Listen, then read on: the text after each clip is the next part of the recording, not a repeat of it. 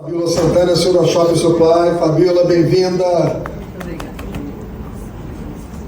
Bom dia, gente. Estou tão feliz de estar aqui com vocês nessa manhã. Agradecer Ricardo mais uma vez pelo convite. O Ricardo, quando me ligou, ele me deu uma missão. Ele falou, olha, eu quero que você fale em 20 minutos, né? Me restringiu ali, é tipo TED, mas em 20 minutos sobre um tema que você gosta e ama, que é o gerenciamento por categoria. E, obviamente, eu aceitei a missão porque é música, né? Falar desse tema, para mim, é música sempre para os meus ouvidos. Então, toda vez que eu tenho a oportunidade de poder dividir, eu fico extremamente feliz com isso.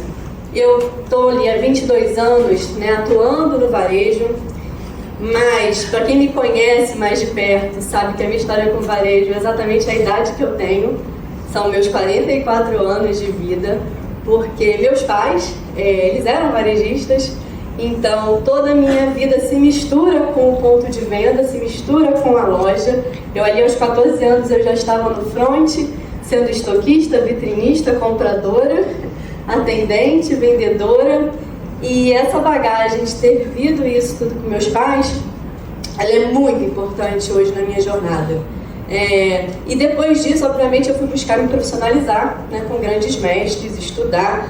Fui executiva de varejo ali por mais de 15 anos e montei a minha empresa, que vai fazer agora 10 anos, que é a Shopping Supply, também para o varejo. Então, eu até tentei sair, mas sabe quando você é sugada de volta? A minha vida está toda misturada com o varejo o tempo inteiro. E essa sou eu, mas eu também sou uma pessoa que é uma mãe, eu sou mãe da Gal, mãe do Matheus, a esposa do Guilherme, tenho meu pai Carlos, a minha mãe Lúcia, e minhas bases, né? São por eles que eu persigo e continuo todos os dias na nossa luta de democratizar o gerenciamento por categoria.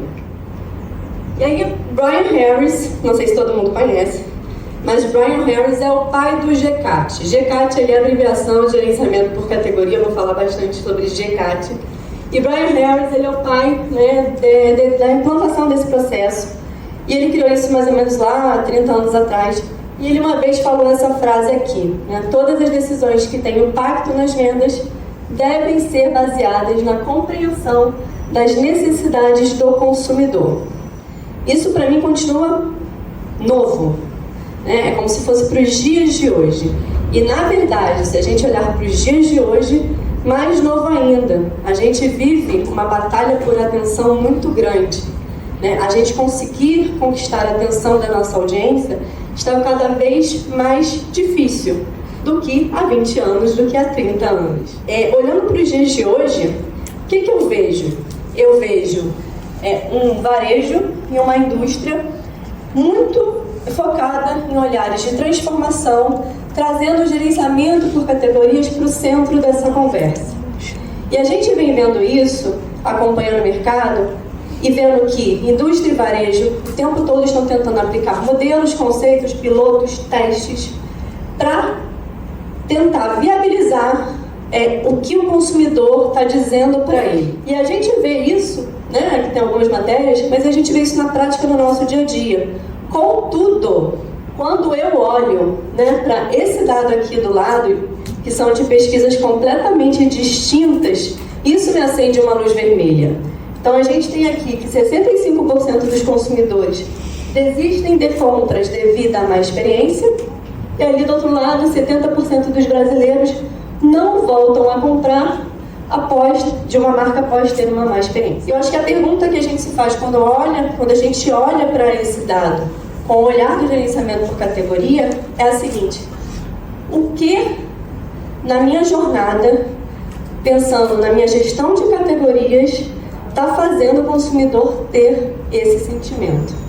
E aí, eu não estou aqui para tentar responder ou sanar ou trazer um milagre, né, para responder isso, mas eu acho que na nossa agenda de hoje, o que eu me proponho, né, e vou entregar para vocês, é talvez 4 pontos que eu entendo que fazem parte dessas possíveis respostas, dessas possíveis análises, sempre com o olhar da transformação, até porque o Guinâncio me trouxe esse olhar, né, da transformação, e é o que a gente está vivendo o tempo inteiro. A gente hoje, no nosso país, tem uma realidade muito peculiar. Se a gente pegar o último dado, até da KPMG, 67% das nossas empresas de varejo, elas são familiares.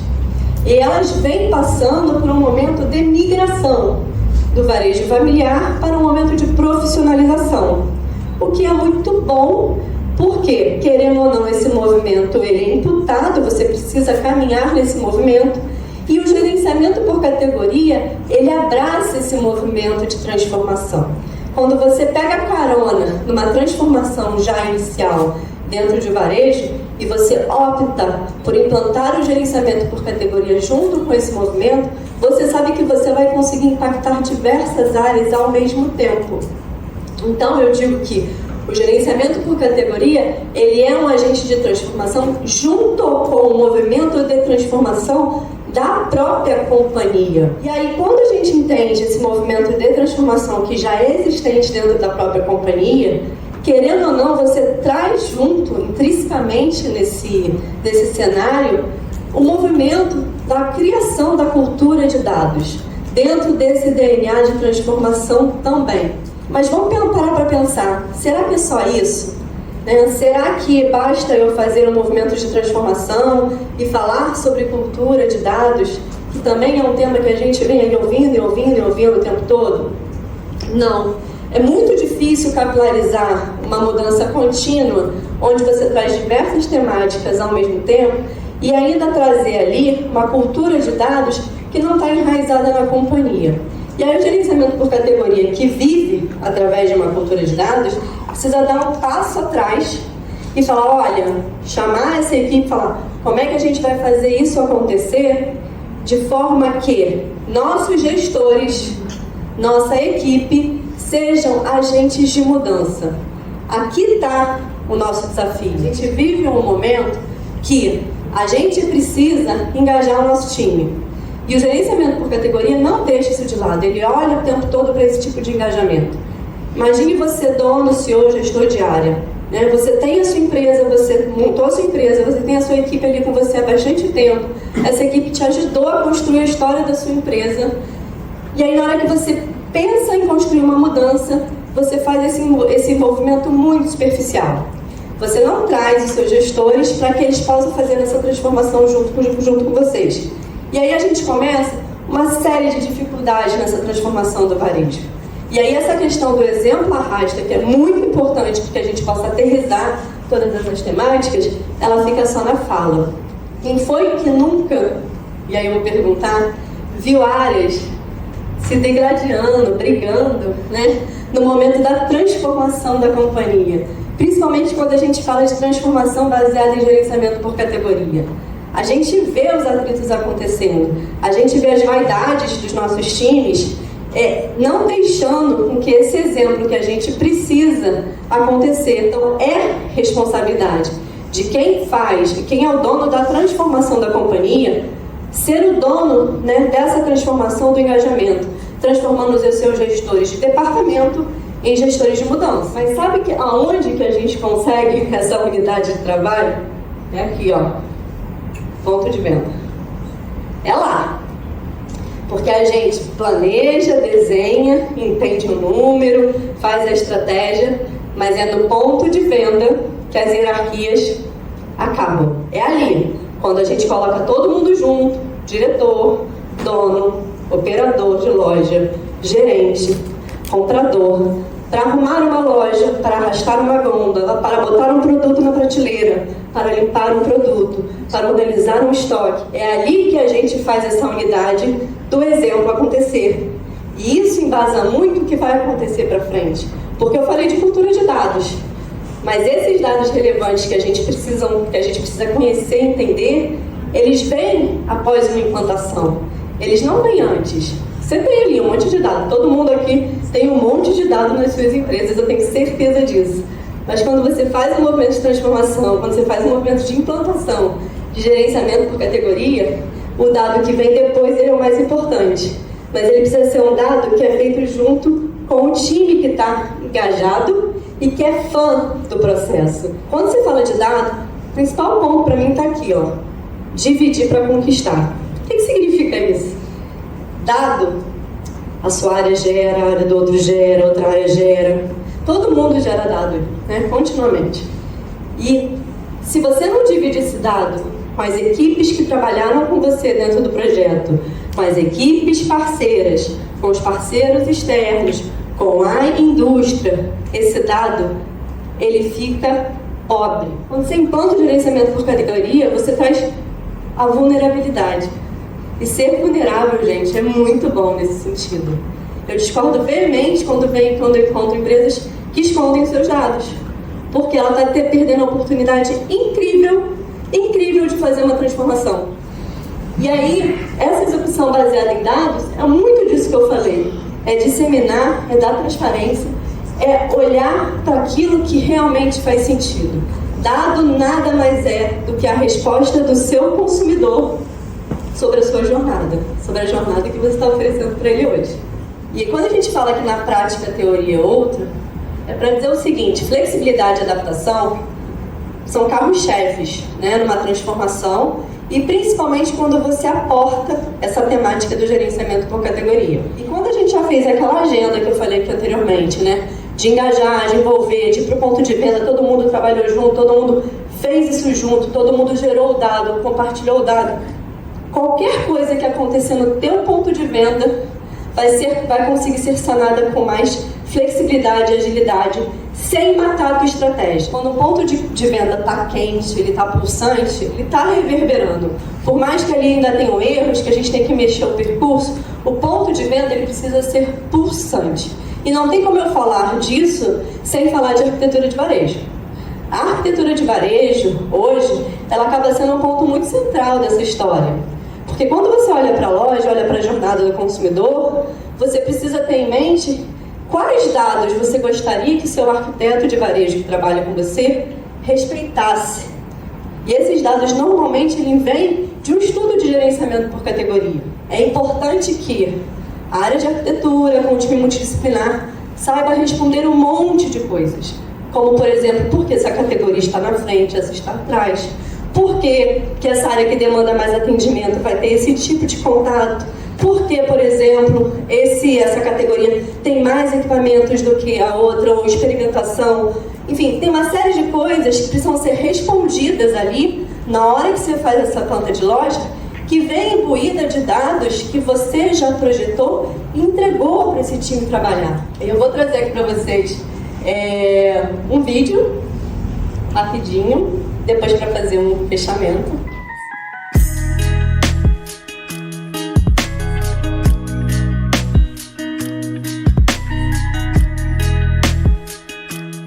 Que desafio que a gente teve, né? De reconstruir uma marca de mais de 50 anos de história para construir uma nova.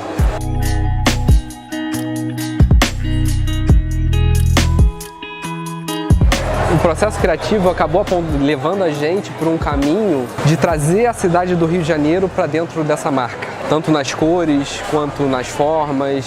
E além disso, os símbolos do Rio de Janeiro que estão na marca e estão na loja Conceito. Tem o calçadão de Copacabana, as ondas de Copacabana na marca.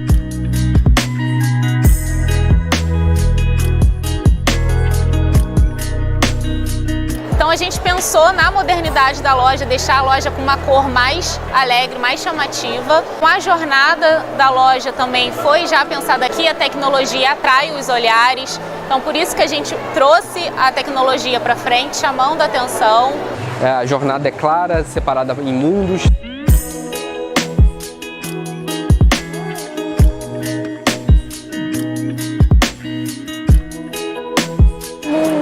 Divididos, mas que ao mesmo tempo não afastam um consumidor do outro, pelo contrário, convidam. Ele tem mais conforto, ele tem uma circulação clara, uma jornada clara dentro do ponto de venda. E ao mesmo tempo que a gente precisava trazer esse novo consumidor que quer a modernidade, com novas cores, sem afastar o consumidor antigo, aquele que amava a marca da Telerio, né? E a gente não queria que simplesmente fosse criada uma marca nova com novos valores. A gente tentou ao máximo preservar aquilo que eles já fazem tão bem há tantos anos. A empresa mudou, efetivamente, e mudou para melhor.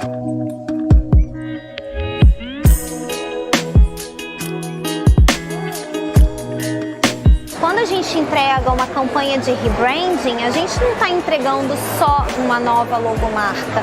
A gente está entregando para a empresa a capacidade de vender muito melhor, de realmente conseguir competir com o mercado que cada vez mais consegue acompanhar esse consumidor que sabe exatamente o que quer.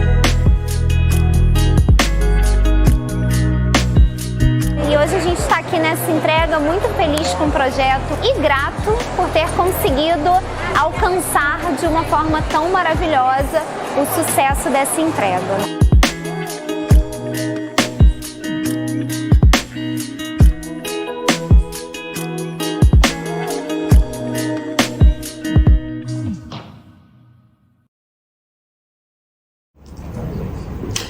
Não, mas obrigada, agradeço. O gerenciamento por categorias hoje, ele faz interseção com todas essas temáticas aqui, todas. Então, se você tiver na sua agenda de transformação algo que se correlacione com isso aqui, lembra do gerenciamento por categoria. E aí vamos trocar uma ideia, a gente pode conversar. Eu adoro distribuir conhecimento, né? Isso é uma paixão, é um amor. Quando eu montei a empresa foi para democratizar mesmo o tema. Para finalizar, o que importa é jornada, não é o destino. Isso para minha vida eu uso. Isso é vida pessoal e vida profissional. Produto todo mundo vende. Jornada, cada uma pode fazer a sua. E a jornada da sua loja pode ser única. Então, se preocupa com a jornada, não com o destino final. Acho que esse é o recado que eu quero deixar aqui hoje para vocês. Esses são os meus contatos. Quem quiser me adicionar, conversar, bater um papo, eu vou super adorar conversar com vocês. Muito obrigada, gente. Bons juntos.